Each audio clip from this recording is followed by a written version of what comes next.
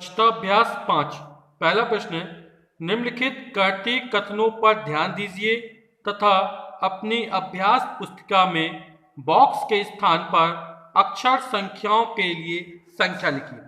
जैसे पहला हमारा है 6 + 4 = x। तो हम जानते हैं जब 6 में 4 जोड़ा जाएगा तो जो योगफल आएगा वो हमारा 10 आएगा। यानी यहां पर ये जो संख्या x लिखी गई है, अक्षर संख्या, चर संख्या, वो 10 के स्थान पर लिखी गई है। 6 + 4 = 10, तो इस 10 के स्थान क्या लिखा गया? x लिखा गया। इसी तरह 3 × 9 = y। तो 3 में जब 9 का गुणा करेंगे, गुणनफल कितना आएगा? तो 3 नाम 27। तो यहां पर 27 के लिए y का प्रयोग किया जा रहा है। 6 - 2 = a। यानी जब हम 6 में से 2 घटाएंगे तो कितना आएगा? 4 आएगा। तो यहां पर 4 के स्थान पर a का प्रयोग किया जा रहा है। अब b/2 = 5। यानी जब संख्या b में 2 का भाग किया गया तो हमारा उत्तर आया 5। तो यहां 5 आ रहा, तो 5 दूनी 10। यानी जब हम 10 में 2 का भाग करेंगे तो 5 आएगा। यानी b के 10 के स्थान पर b का प्रयोग किया जा रहा है। ज्ञात कीजिए फर्स्ट 10 में से x घटाने पर प्राप्त संख्या। तो 10 में से x घटाया जा रहा है तो इसको लिखेंगे 10 - x। 10 में से x घटाया जा रहा है। 2x और 3y को जोड़ने पर प्राप्त संख्या। तो 2x में 3y जोड़ा तो 2x + 3y। तो इस कथन को हम इस तरह लिखेंगे 2x + 3y। y की 6 गुनी, यानी y में कितने गुणा? 6 गुणा होगा, तो हो जाएगा 6 × y यानी 6y। a में 3 का भाग देने पर प्राप्त संख्या। तो जब हम a में 3 का भाग करेंगे तो कितना हो जाएगा? a/3 यानी a/3। तीसरा, यदि a = 5 तथा b = 9 तो निम्नांकित के मान ज्ञात कीजिए। यानी जहां पर a आएगा वहां 5 मान रखना है, जहां पर b आएगा वहां पर हमें 9 मान रखना है। जैसे मैं पहला बोल रहा है a + 10। अब हमें क्या करना है? a के स्थान पर 5 रखना है। तो a का मान कितना होगा? 5 + 10। और जब 5 में 10 जोड़ेंगे तो हो जाएगा हमारा 15। दूसरा हमारा है b - 3। तो b - 3 और b के लिए कितना रखना है? 9 रखना है। तो b के स्थान पे हमने 9 रखा, 9 - 3, और जब 9 में से 3 जाएगा तो हमारा आएगा 6।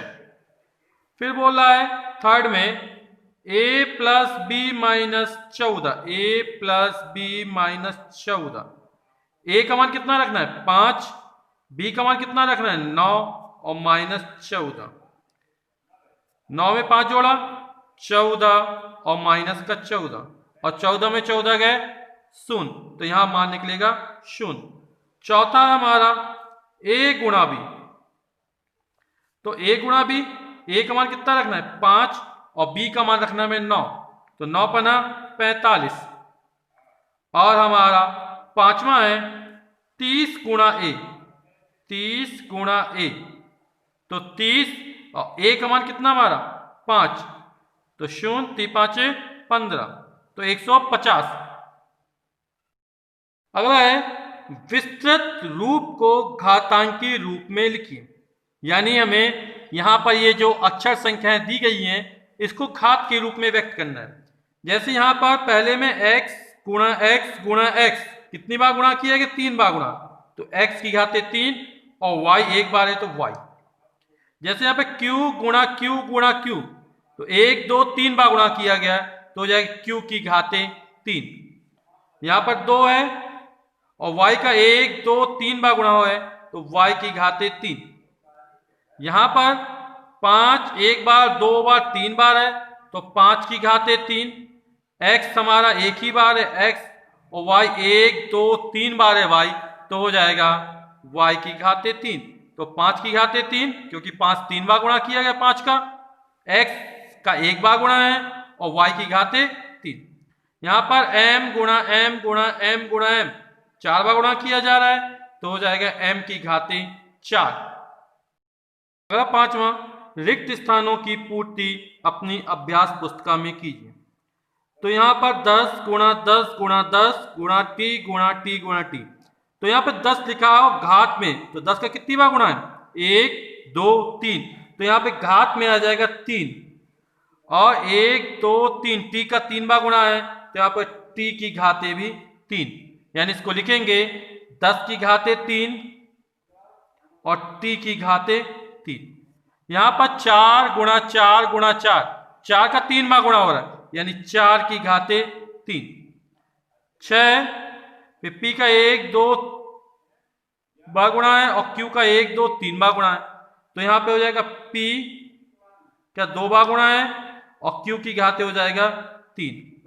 यहाँ पर हो जाएगा एस 1 बार 2 बार 3 बार, एस की घातें 3 और टी की घातें 2।